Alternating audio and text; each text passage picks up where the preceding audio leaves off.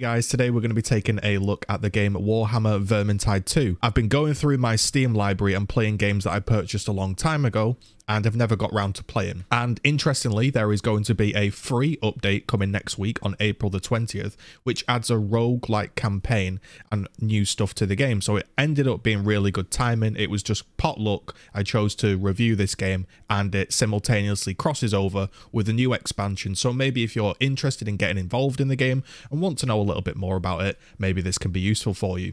So what is the game?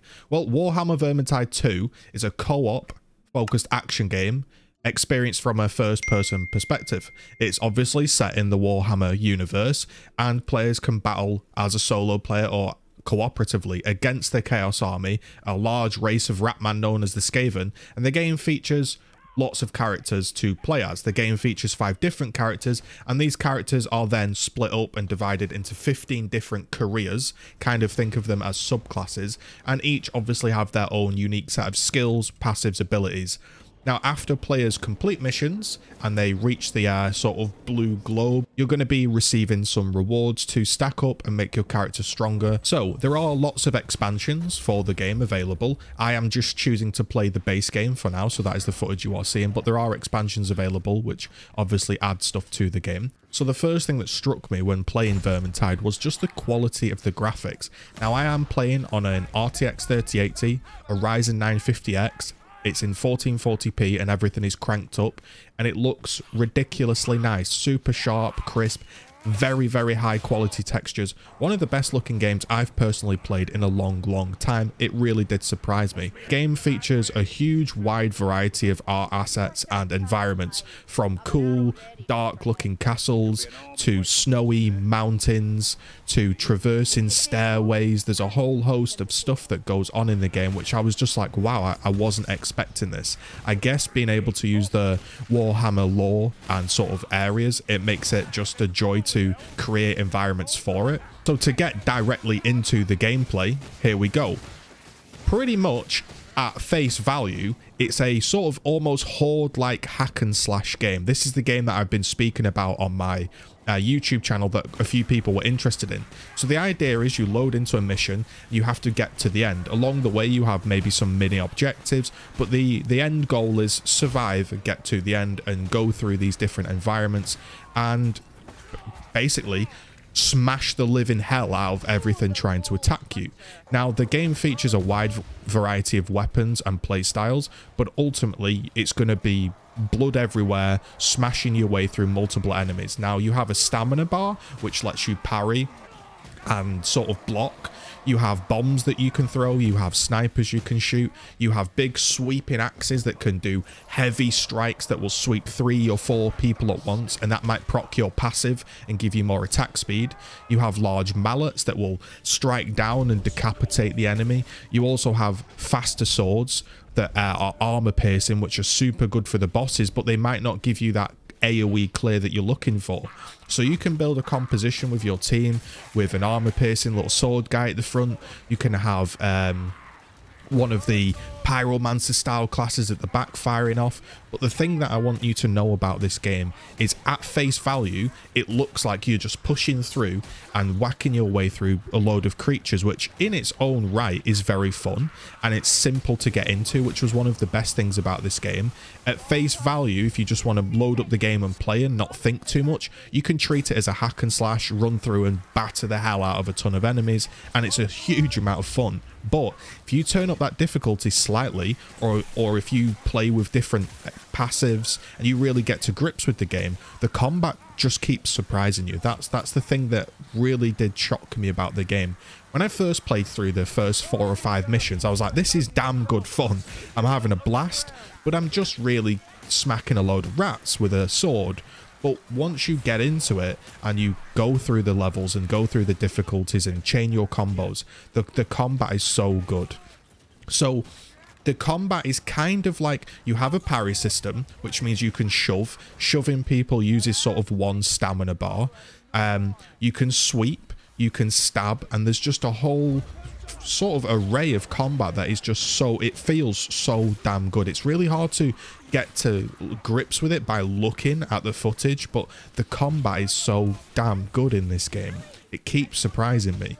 Now, once you've done your mission, you can head back to sort of base. There's a little dummy section here. You can try out potions. You can try out your character, try out different classes and passives. It has a full-on, basically, damage base setup, which you can practice all of your skills and moves. And it catches me out with how much depth the game has got, because at face value, it's just a big hack and slash game. But it's not. Here we're having a look at a deed. A deed is something that drops from the game, from one of the boxes at the end. And this is kind of like a mission with a set difficulty, with sort of unique passives in itself. This one was that the mission would be basically relentless hordes of enemies, and you would be faced against a lot more special enemies as well. So this mission, you had no time to pause, and with it being on veteran difficulty, and the higher and higher up you go, the enemies do more damage. You need to parry and block and do your combos correctly. There's not a lot of health around on the map, so actually playing it smart and being defensive and not taking a load of damage is a massive help. But it's non-stop action. Like, to get you an idea of the variety, here we are on a car in the dark. The only thing you can see is kind of the enemy eyes. You have to follow this car, fight your way through. It's just been a fantastic joy to play, and the level environments and the difference in them has just been really, really good. Now, the game itself has these missions that you go on and complete, and they take around, I would say, 10 to 30 minutes, depending on maybe difficulty and how much exploring you want to do. And that's really nice. You can pick up this game and play for half an hour, complete a mission, and have good fun. It's not a game but that you need to sit down for 7 hours straight to get into the meat of the combat. You can pick up level 1 character, go into the very first mission, and within basically 30 seconds you're having a grand old time smashing your way down these stairs, clearing everything out.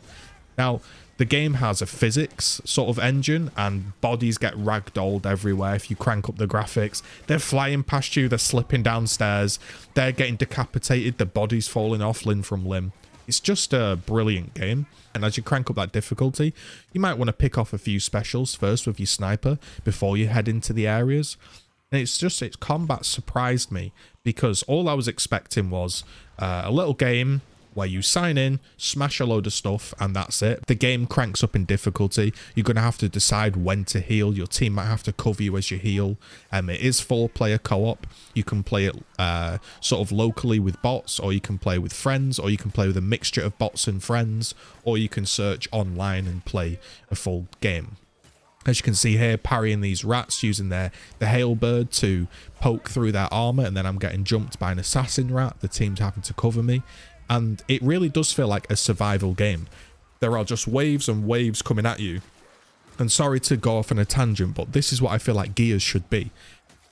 Cool environments, tons of people attacking you, and, you know, you feel like you are surviving. You get dragged away by one of the hook rats, you're knocking them down off the podium. And I just think it's been so fun to play. And I just wanted to share it with you, especially with a new expansion kind of thing coming out for free. Now, this game is available, I believe, on all platforms, and I think it's also on Game Pass. I think it's on Xbox Game Pass, so that's cool. Now, there are some bosses in the game. There are kind of like mini bosses, like these spawns of chaos that you have to tackle. They drop like loot dice, and there are also larger bosses that you sort of have to tackle towards the end of fights. So there is also an entire crafting system, a loot system, which we'll get into, but the most important part is the gameplay, I think. And the gameplay's fun. I mean, if you're watching this and you don't like the idea of plowing through hundreds of enemies, tearing them limb from limb, and comboing your abilities with friends, then obviously this game isn't for you. But if this does take your fancy, then what's so good about it, that's exactly what you're going to be doing. Playing with your friends, going through these cool environments, surviving, attacking wave after wave of enemy. Once that horn goes, you know you're in for a good time because there's 300 enemies about to push you. But if you want to go and level up and take it to a more higher difficulty, you can do. And it changes the game again. So as you complete the game, you go and you collect your challenges that you've done, like your daily challenges, your rewards. There are quests to do and things to do that keep you on the game if you want to do that. You can obviously level up and change your talents. There's like each character class has their own talents, and you're free to change these as you want. So if you think there's a certain setup that will be good for the mission you're going to play, you can just change it. You don't need to spend anything or, you know, grind for some refund orbs or anything like that. You can just chop and change and figure things out. You have a hero power, that is kind of the total gear score. Once you've completed a mission, you will get chests and you will be able to unlock gear like this. Now it is randomized, which some people might not like, which means sometimes you might get a sniper when you don't want one, or sometimes you might get a gun for a different class.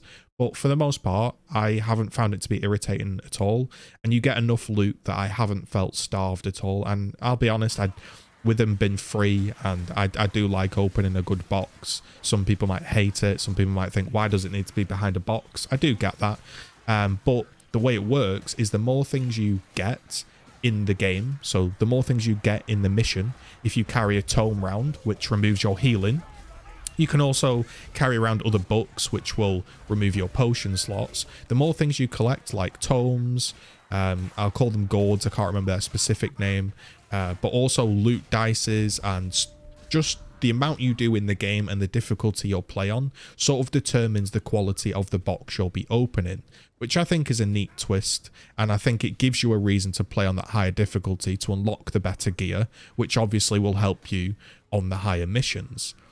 Again, the wide variety of, shall we say, environments and art styles has been a joy.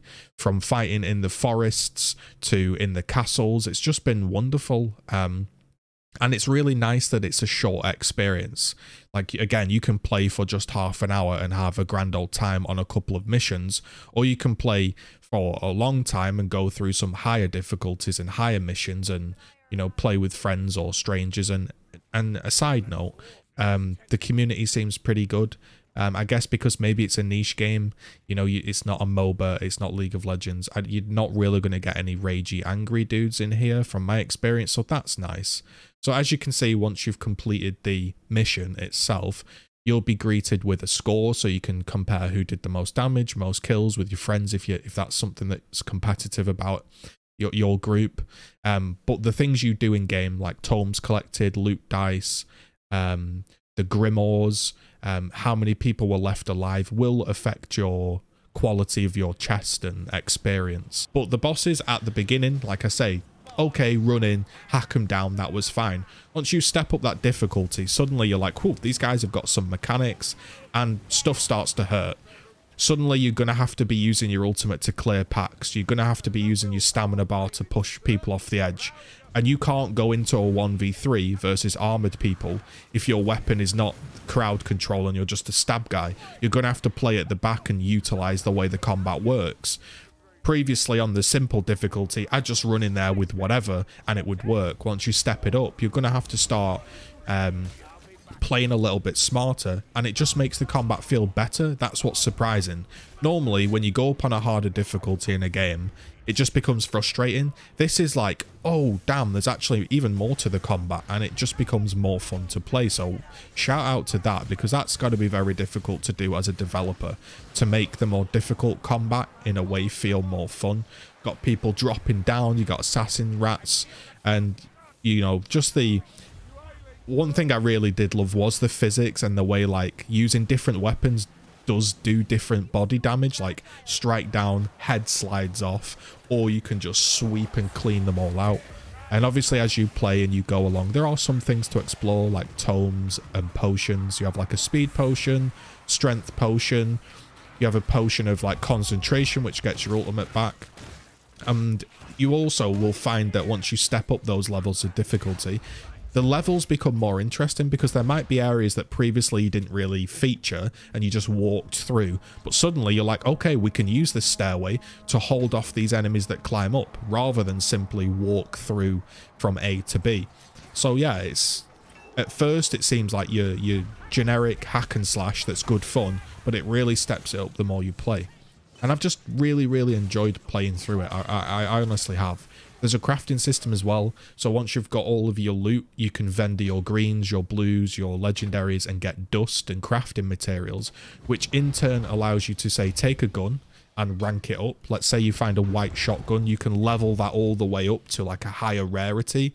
And then if you have a legendary shotgun that you like, but you're not too keen on like the passive properties that it's got, you can use some orange dust to re-roll it. So you're not locked into gear, and there is a reason to keep playing and vendoring those quote rubbish guns. So it's just got a surprising amount of depth for what I thought was going to be just a hack and slash game.